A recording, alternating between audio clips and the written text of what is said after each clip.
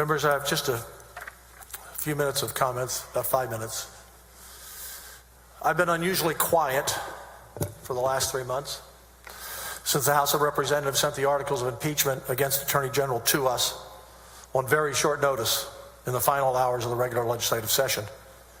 The law requires the Senate to receive the articles and have a trial, and once I realized I would be the presiding officer and judge, I thought it was my duty to be quiet on this issue. Otherwise, how could I oversee a fair trial? I've done my very best to do so the last 3 months, and especially the last 2 weeks.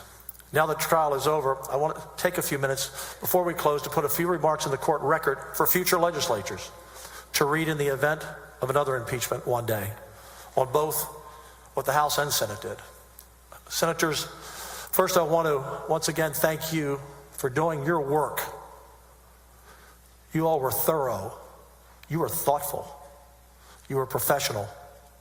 I watched all of you each day listen intently to every word that was said by every witness. Many of you took notes nonstop. I want to thank the Rules Committee. Senator Birdwell, the chair.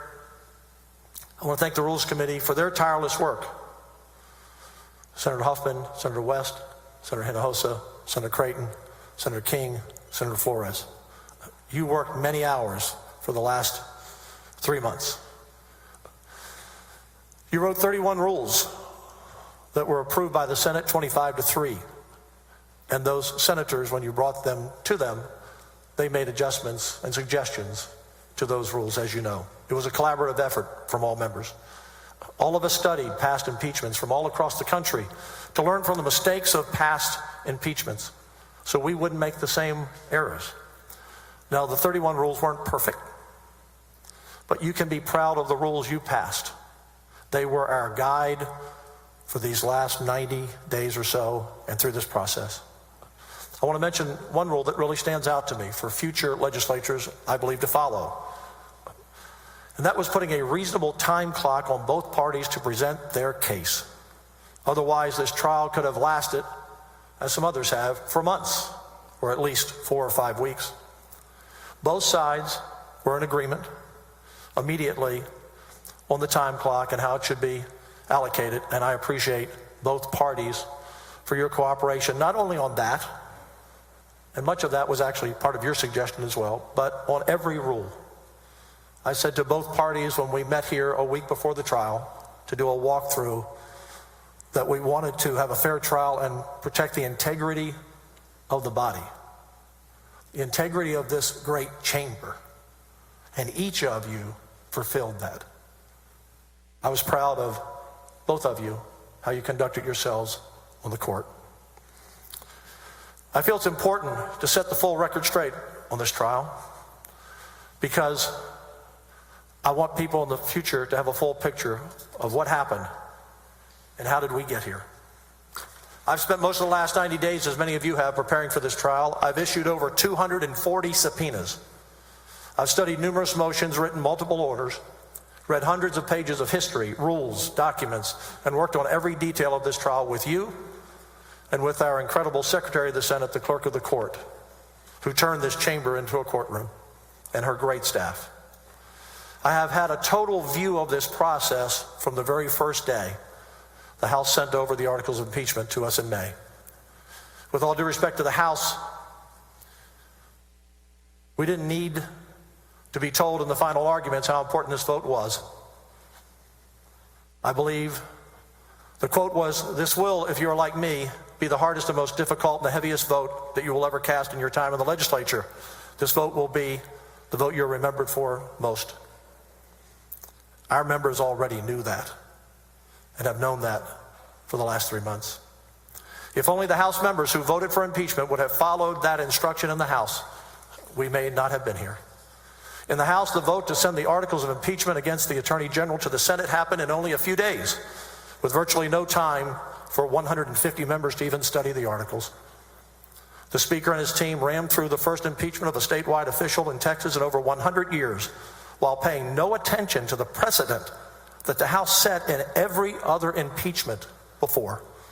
In the past, the House had transparent and open investigations for all to see, including other House members. The target of the investigation was notified and invited to attend with counsel and given an opportunity to cross-examine witnesses that were placed under oath before testimony was taken. At the conclusion of past House investigations, the evidence was laid out for weeks for House members to evaluate, not hours, before they took their vote on articles of impeachment.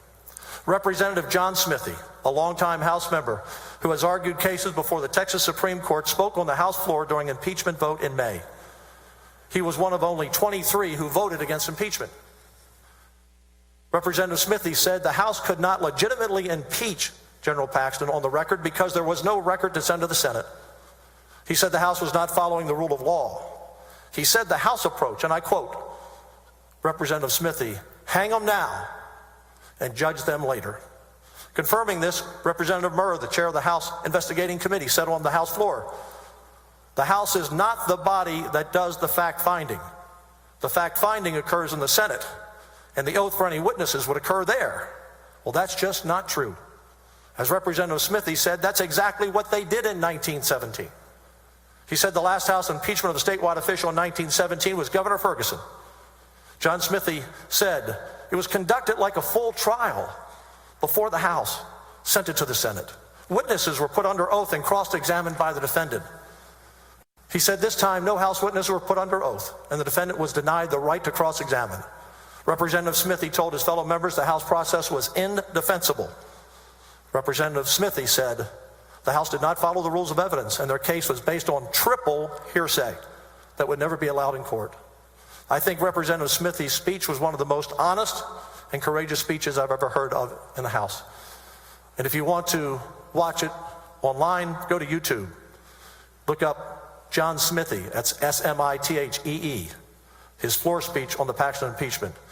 It's an amazing, courageous speech to give when he knew he was only one of 23 not voting for impeachment. In the next regular session, we should amend the Constitution on the issue of impeachment as currently written that allowed this flawed process to happen. Any testimony given in a House impeachment investigation must be given under oath, and the target of that impeachment must be allowed to present with a lawyer to cross-examine the witnesses. Otherwise, people can say anything they want without any accountability or need to be truthful because there is no threat of perjury. The House must also give members a minimum of 2 weeks to review all evidence given under oath before voting on such a serious matter. Had they done those two things, this trial may never have happened. And when the House sends articles of impeachment to the Senate, if they do in the future, the official should not be put on unpaid leave through the process. The federal system does not allow that. Why do we allow that in Texas? President Clinton and President Trump did not have to step down from the Oval Office from their duties during their impeachment process. And members, this is not a partisan issue. We owe it to future legislatures to make these changes so that no future official impeached by the House, whether Republican, Democrat, or Independent, is subject to the way this impeachment process occurred in the House this year. Millions of taxpayer dollars have been wasted on this impeachment. 31 senators and a large Senate staff that made this trial possible have put their family life, their jobs, their business on hold for the last 3 months after already being here from January to June. I'm going to call next week for a full audit of all taxpayer money spent by the House from the beginning of their investigation in March to their final bills they get from their lawyers. We will provide our cost as well that were forced on us by the House impeachment. One big difference, we didn't pay a huge team of outside lawyers and investigators. We did it mostly with our own staffs, working endless hours with no extra pay. As Representative Smithee said, this is not the way it has happened in the past in the House. That's why I believe we've only had 2 prior impeachments. Our founders expected better. It should have never happened this year, and hopefully it doesn't again unless we address this in the Constitution. And finally, members, may God continue to bless the greatest place God ever created on earth, the place we call Texas. We are the envy of the world. We are the America that all America used to be, and that's why people move here from every state in the Union by the hundreds of thousands every year.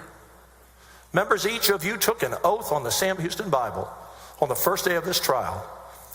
And I know no matter how you voted, you lived up to that oath and how you saw the evidence. I thank you again for the professionalism you demonstrated every day for the last 3 months. I'm honored and I'm proud to serve with you as Lieutenant Governor.